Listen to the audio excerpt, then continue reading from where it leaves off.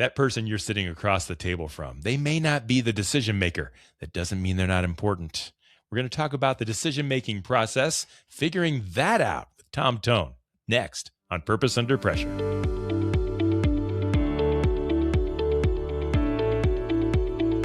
Welcome back. My name is Bryan, and this is Purpose Under Pressure. It's a podcast about developing sales and leadership success on purpose while you're under pressure. It's brought to you by the professional sales and leadership training team at Sandler by the Ruby Group. You'll find them in Akron and in Columbus, Ohio. They're in Jacksonville, Florida. They're in Capital Region, New York. They do their work on purpose so that you and your team can represent that way. Why are they sponsors of this show? Why are we partners? Well, Purpose Under Pressure. When things get hard, it gets easy to take a shortcut. It gets easy to say, I won't worry about that principle right now. I need to close this deal. When things get hard, when things get under pressure, we can take shortcuts and we can lose our purpose. And that's the bad road. And I want to try to convince you that it's worth sticking to your purpose. And the folks at Sandler by the Ruby Group want to do the exact same thing. We're trying to build organizations that last. We're trying to build organizations on purpose. We're trying to drive revenue that means something to everyone. That's what it's all about. That's what the show's about. That's what they're about. And if that's what you're about, you should reach out to Sandler by the Ruby Group. You can connect with them online at therubygroup.sandler.com. The Ruby Group, developing stronger sales teams for tougher conversations. So let's get cooking, folks. There is always someone in a sales decision-making process whose input matters more than the person you're talking to. I can almost guarantee you. But the problem is finding out who that person is and what role they play in the decision-making process. There's no roadmap. Just, when you're done pitching, realize that your prospect is about to start pitching and start that decision-making process with someone who has no idea what's going on. And so you need to convince them to share with you where this is going to go. What I'm talking about here is making decisions. Let's talk about that with partner and trainer at Sandler by the Ruby Group, Tom Thon. Tom, welcome to Purpose Under Pressure. Thank you, Bryan. Good to be with you. I'm really glad you're here, and I want to talk about this thing because we think we're on the right path, and then the path switches because we don't know where the path is going to go from there. Does that make sense? More than just one person gets to say yes nowadays, and that makes the decision-making process really complicated. Am I on it? You are on it. And it is oftentimes an overlooked step of companies' sales processes relative to, well, I've dotted this I, crossed that T. They think they're done, where in fact they've given all of their information to their prospect and they are not setting the next step. And even before that, to your point, Bryan, and why we're here today, is they don't understand how this business is going to go about making a decision, yay or nay, for my product. And it's the same. There aren't any. Very rarely is the person you're talking to the only person in the decision-making process. It's very rare that it's a one-call close or that kind of thing. But yet we forget that there's other people, that there's a process. Why can't a salesperson understand that there's more going on behind the surface than we're giving credit to?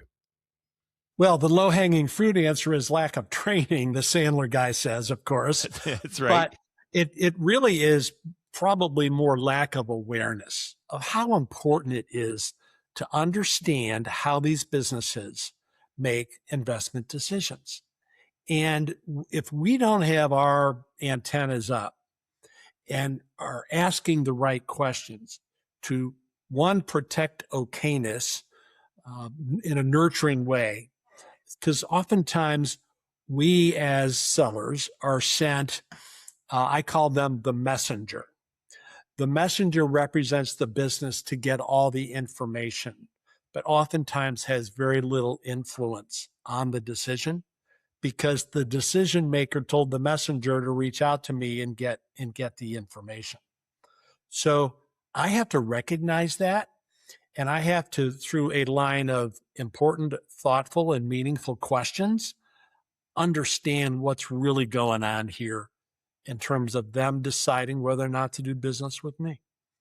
Can you give us an example of some kind of a meaningful question? How might a salesperson go about bridging that gap and starting to uncover some of the pieces of the puzzle?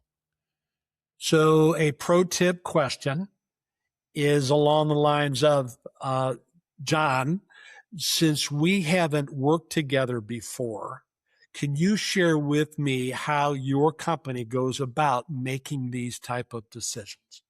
Very open-ended, looking for some direction from John relative to how, in fact, they do make decisions.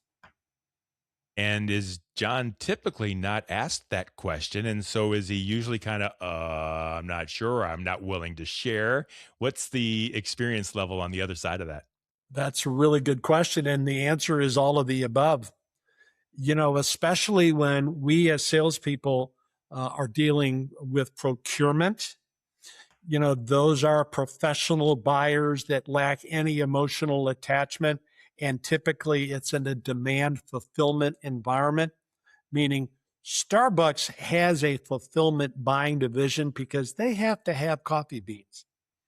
Mm-hmm. Many clients of Sandler are in the demand creation business where that good and service isn't necessarily a requirement to do business. And so we have to make sure we know what we're selling in the spirit of demand creation or demand fulfillment a la coffee beans, because that will dictate, the path that we go down and the questions that we ask to try to understand decision-making processes.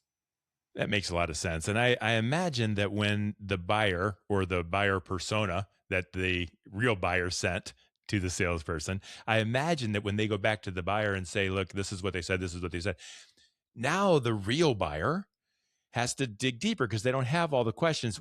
Why the mystery? Why did they send that person to us in the first place? Why do I have to go through the hoops to figure this process out? Because as buyers in a previous life or even on a personal basis, many buyers have been burned and the cards immediately go close to the vest and they send the messenger just to get the data and the information and the investment or pricing levels because they don't want to be put in an uncomfortable position. A lot of buyers like to buy, but they don't like to be sold. And salespeople that don't recognize the difference come off as pushy and aggressive and not caring and just trying to get the deal done as quickly as possible, where they have no awareness of how this buyer likes to buy.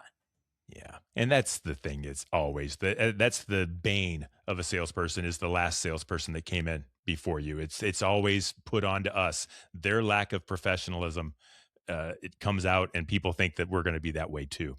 And that's unfortunate. But I guess that's why you guys are there to help people kind of break that cycle. We try to break the cycle of vendor in the eyes and ears of our prospects and bridge the gap and reach the promised land of trusted advisor. And that takes time. It takes time. It takes effort and realization that that has to happen. And sometimes, I mean, if we're going to be professionals, this is going to start working. So when we talk to the person and say, so what's the decision-making process? And we've built the relationship, they'll share it with us. And sooner or later, we kind of figure out what the roadmap is. Let's say there's 5 and there could be 20, but 5 different steps, 5 different people that I need to kind of work things through. Is it on a salesperson to develop a relationship with all 5 different types of people and 5 different questions? How can I be the best salesperson through their process, even though I'm not fully tangent with it? Yes, great question. The first thing that comes to mind is 5 individual boxes to check is a pretty long sales process. Now, in some situations, that's how that business may buy. Do I have a responsibility to attempt to build a relationship with each one? Absolutely. Now, their process may not allow that. Procurement, for instance, doesn't allow relationships. They're just looking at the numbers. Yeah. But if it's a relatively small business and where the CEO will end up making the decision, it's committee, it's very collaborative in nature, then yeah, we have to recognize that and understand that if you say yes, what happens next? And then in your example, 4 more steps to get to a total of 5 decision makers. We have to be patient with that. We have to recognize how they like to communicate. And the other point that comes to mind is, why do they do it that way? Why are there 5 steps and 5 different people? You know, the why is something we talk about a lot. Why do they even have an interest in my business? What's the why? Yeah, why is it such a demanding chain, and why do I have to jump through many hoops? And I think asking those questions can develop a relationship. I also wonder if asking those questions can limit. For instance, if I'm talking to someone who's not the buyer, not the decision maker, but there's no way I'm getting through this person, can I offend this person by saying, well, shouldn't I be talking to someone else? How do I handle that kind of an issue? You absolutely could offend. Yeah. Here's the pro tip question. Write this one down, ladies and gentlemen. And the question to ask is, other than yourself, who will be involved in making this decision?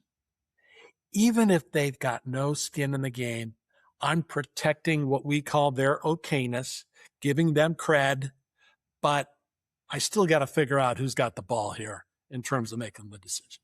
I love that. That just made me feel good just hearing it out of your mouth. That made me feel important, which I am, but also part of the process, which I may or may not be. And I just think that's amazing. See, folks, that's the kind of thing we learn here on Purpose Under Pressure. That's the things we learn from Sandler by the Ruby Group. Tom, if someone wanted to reach out and talk to you about these things or anything, how would they do that?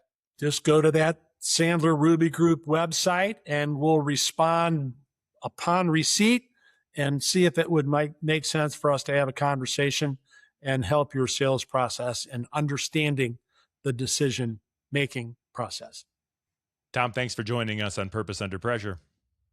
Good being with you. Thank you again, Bryan. That's Tom Thon. He's partner and trainer at Sandler by the Ruby Group, and it's just so much fun to pick the brains of these folks that have been through the wars. They've been through the pressure.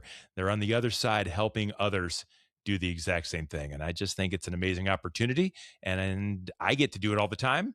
I think you should too.